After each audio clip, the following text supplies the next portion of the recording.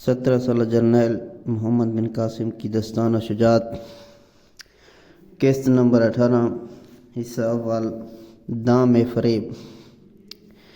جب رانی لادی اور راجہ دہر کمرے سے باہر نکلے تو کئی داسیاں برآمدے میں کھڑی ملیں۔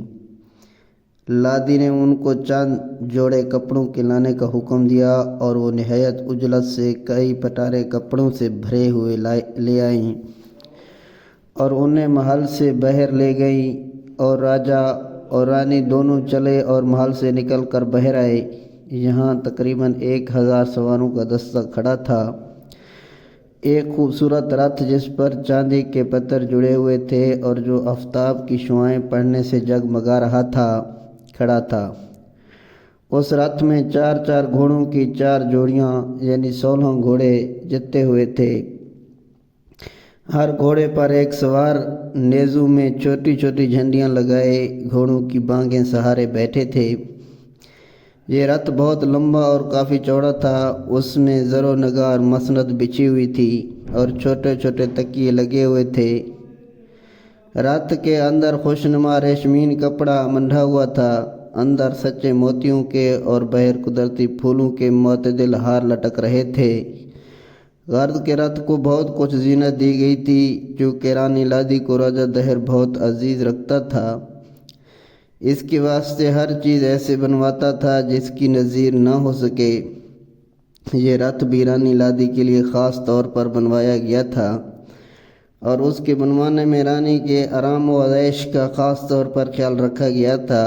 رانی لادی ناظرین و محجبین غالباً زیادہ خوبصورت اور نیک اور بھولی ہونے کی وجہ سے رعایا کو بھی بے حد محبوب تھی۔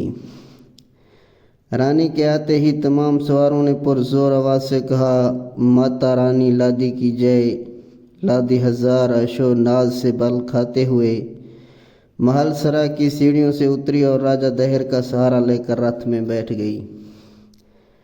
کئی داسیاں بھی ایک طرف سے ہو کر اس کے پاس جا بیٹھی اور 15-20 اور پیش خدمت دوسرے چھوٹے چھوٹے رتھ میں سوار ہو گئے۔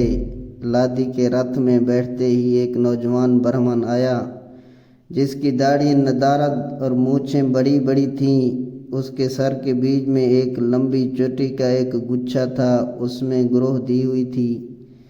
صرف ایک ریشمین دھوتی باندھا تھا، وہ بھی گھٹنوں تک نیچے، اور کوئی کپڑا نہ تھا، برہنہ تھا۔ چند دھاگوں کو بال دے کر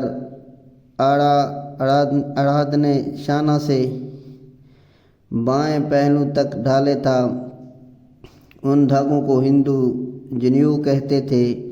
اس برہمن یا پنڈت کا نام چندر تھا۔ اس نے اپنے دونوں ہاتھوں کو جوڑ کر ماتھے کے قریب لے جاتے ہوئے جھک کر رانی کو سلام کیا، اور جب اشارہ سے رانی سلام لے چکی تو وہ پیچھے ہٹ کر ایک رتھ میں جا بیٹھی۔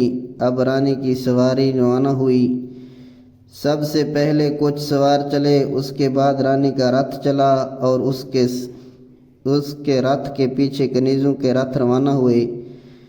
پھر چندر کا رتھ بڑھا اور سب سے آخر میں بقیہ رسالہ بڑھا۔ اسی شان سے رانی چلی، الور سے باہر نکلی اور دیبل کی طرف روانہ ہوئی۔ چونکہ دیبل وہاں سے کئی ہفتوں کی راہ کے فاصلے پر تھا اور درمیان میں ایک زبردست دریائے مہران پڑتا تھا۔ کئی ولایتیں مثلاً سستان اور نیرون وغیرہ کی پڑتی تھیں۔ اس کی دہر نے تمام ولایتوں کے حکمرانوں کو رانی لادی کے آنے کی اطلاع دے کر اس کے آرام و عیش کا خیال رکھنے کی ہدایت کے احکام جاری کر دیے تھے۔